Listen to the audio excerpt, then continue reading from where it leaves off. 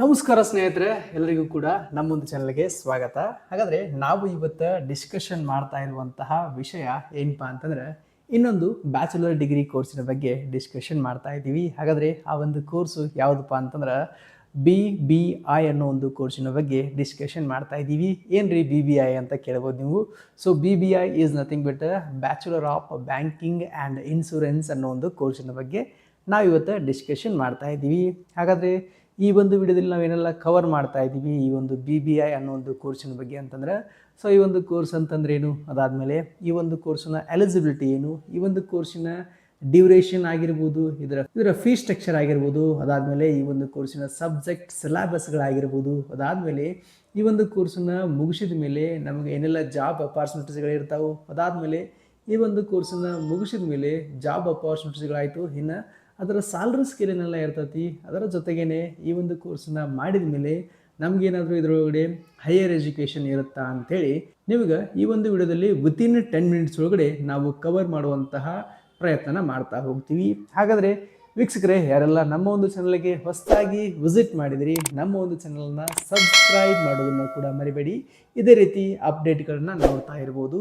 ಮೊದಲಿಗೆ ಈ ಒಂದು ಕೋರ್ಸ್ ಅಂತಂದ್ರೆ ಏನಂತ ನೋಡ್ಬಿಡೋಣ. ಸೊ ಈ ಒಂದು ಕೋರ್ಸು ಯಾವುದರ ಮೇಲೆ ಬ್ಲೆಂಡ್ ಆಗಿರ್ತದೆ, ಅದಾದಮೇಲೆ ಈ ಒಂದು ಕೋರ್ಸ್ ಒಳಗಡೆ ನಾವು ಸ್ಪೆಸಿಫಿಕ್ ಆಗಿ ಏನೆಲ್ಲ ಕಲಿತೀವಿ ಅಂತ ಹೇಳಿ ನೋಡ್ತಾ ಹೋಗೋಣ.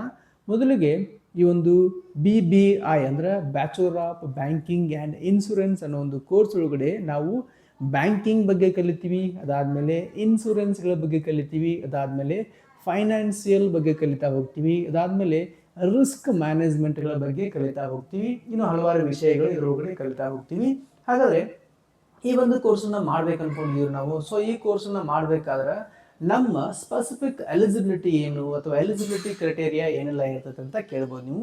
ಸೊ ನಾವು ಈ ಒಂದು ಕೋರ್ಸನ್ನು ಮಾಡಬೇಕಾದ್ರೆ ನಾವು PUC ಒಳಗಡೆ ಪಾಸ್ ಆಗಿರಬೇಕಾಗ್ತದೆ. Any PUC, it might be commerce ಅಥವಾ ಆರ್ಟ್ಸ್ ಅಥವಾ ಸೈನ್ಸ್ ಆಗಿರ್ಬೋದು. ನೀವು ಯಾವುದೇ PUCನ ಮಾಡಿದ್ರೂ ಕೂಡ ಈ ಒಂದು ಕೋರ್ಸನ್ನು ಮಾಡ್ಬೋದು. ಅದಾದಮೇಲೆ ನೆಕ್ಸ್ಟ್ ಏನಪ್ಪ ಅಂತಂದ್ರೆ, ಸೊ ಈ ಕೋರ್ಸನ್ನು ಮಾಡ್ಬೇಕು ಅಂದ್ಕೊಂಡಿದ್ವಿ, ನಮ್ಮ ಪ್ರೀವಿಯಸ್ ಇಯರ್ದು ಪರ್ಸಂಟೇಜ್ ಎಷ್ಟಾಗಿರ್ಬೇಕು ಅಥವಾ ನಾವು ಈ ಕೋರ್ಸನ್ನು ಮಾಡಬೇಕಾದ್ರೆ ನಮ್ಮ ಪರ್ಸಂಟೇಜ್ ಎಷ್ಟು ಇರಬೇಕ್ರಿ ಅಂತ ಕೇಳ್ಬೋದು ನೀವು.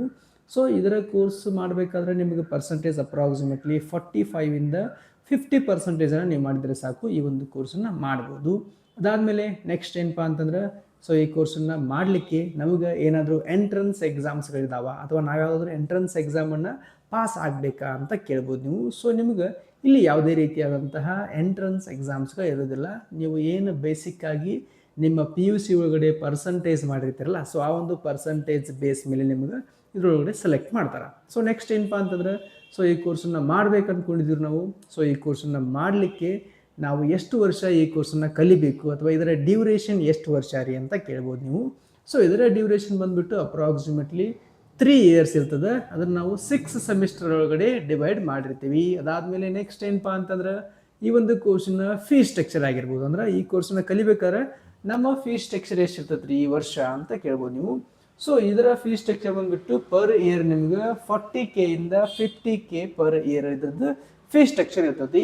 ಸೊ ನೀವು ಕಂಪ್ಲೀಟ್ ಆಗಿ ಮುಗಿಸೋ ಅಷ್ಟೊತ್ತಿಗೆ ನಿಮ್ಮದು fee structure approximately 1.5 lakh to 2 lakh ವರೆಗೂ ನಿಮ್ಮದು ಇದರ ಫೀ ಸ್ಟ್ರಕ್ಚರ್ ಬರ್ತದೆ. ಅದಾದಮೇಲೆ ಈ ಕೋರ್ಸನ್ನು ಮಾಡಿದ ಮೇಲೆ ನಮ್ಗೆ ಏನೆಲ್ಲ ಸಬ್ಜೆಕ್ಟ್ಗಳನ್ನ ಕಲಿತೀವಿ, ಏನೆಲ್ಲ ಸಿಲೆಬಸ್ಸನ್ನು ಇದರೊಳಗಡೆ ನಾವು ಕವರ್ ಮಾಡ್ತೀವಿ ಅಂತ ಕೇಳ್ಬೋದು ನೀವು. ಸೊ ಇದರ ಸಬ್ಜೆಕ್ಟ್ ಅಥವಾ ಸಿಲೆಬಸ್ ಬಂದುಬಿಟ್ಟು ಇದು ಕಂಪ್ಲೀಟಾಗಿ ಬ್ಲೆಂಡ್ ಆಗಿರೋದು ಈ ಒಂದು ಬ್ಯಾಂಕಿಂಗ್ ಅಥವಾ ಇನ್ಶೂರೆನ್ಸ್ಗಳ ಮೇಲೆ.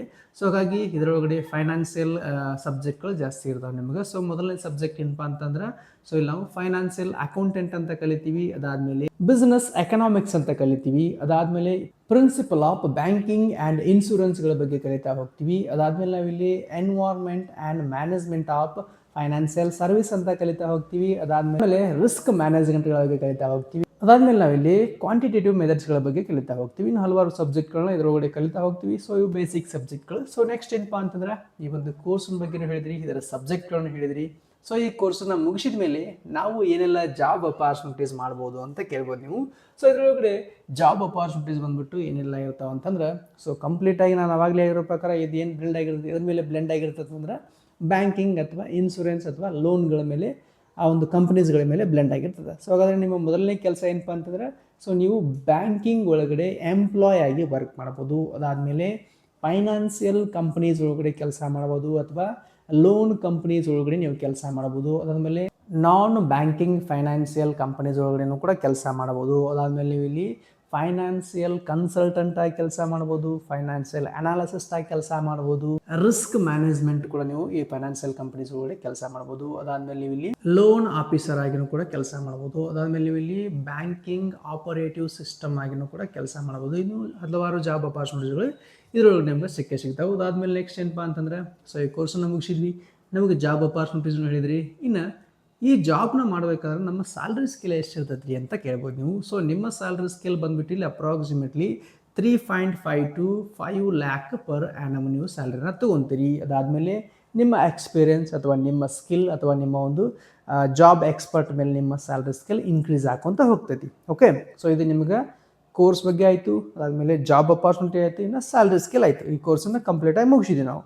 ಇನ್ನು ಈ ಕೋರ್ಸನ್ನು ಮಾಡಿದ ಮೇಲೆ ನಮಗೇನಾದರೂ ಹೈಯರ್ ಎಜುಕೇಷನ್ ಅಥವಾ ನಾವಿನ್ನೂ ಹೆಚ್ಚಿಗೆ ಕಲಿಬೇಕು ಅಂದ್ಕೊಂಡಿದ್ದೀವಿ, ಇದರೊಳಗೆ ಏನಾದರೂ ಹೈಯರ್ ಎಜುಕೇಷನ್ ಅವಕಾಶಗಳು ಇರ್ತಾವ ಅಂತ ಕೇಳ್ಬೋದು ನೀವು. ಸೊ ಇದರೊಳಗಡೆನೂ ಕೂಡ ನಿಮ್ಗೆ ಹೈಯರ್ ಎಜುಕೇಷನ್ ಅವಕಾಶ ಇರುತ್ತೆ.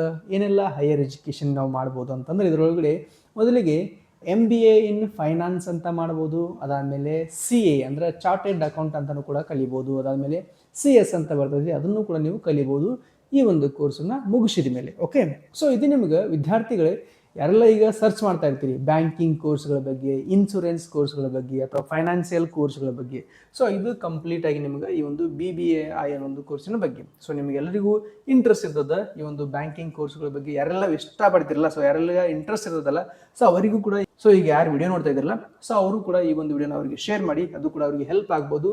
ಇದು ನಿಮ್ಗೆ ಕಂಪ್ಲೀಟ್ ಇನ್ಫಾರ್ಮೇಷನ್ ಅಬೌಟ್ ಈ ಒಂದು BBI ಅನ್ನೋ ಒಂದು ಕೋರ್ಸಿನ ಬಗ್ಗೆ, ಅಂದರೆ bachelor of banking and insurance ಅನ್ನೋ ಒಂದು ಕೋರ್ಸಿನ ಬಗ್ಗೆ. So thank you for watching this video. ನಮ್ಮ ಚಾನಲ್ನ ಸಬ್ಸ್ಕ್ರೈಬ್ ಮಾಡೋದನ್ನು ಕೂಡ ಮರಿಬೇಡಿ. ಇದೇ ರೀತಿ ಅಪ್ಡೇಟ್ಗಳನ್ನ ನೋಡ್ತಾ ಇರ್ಬೋದು. Thank you.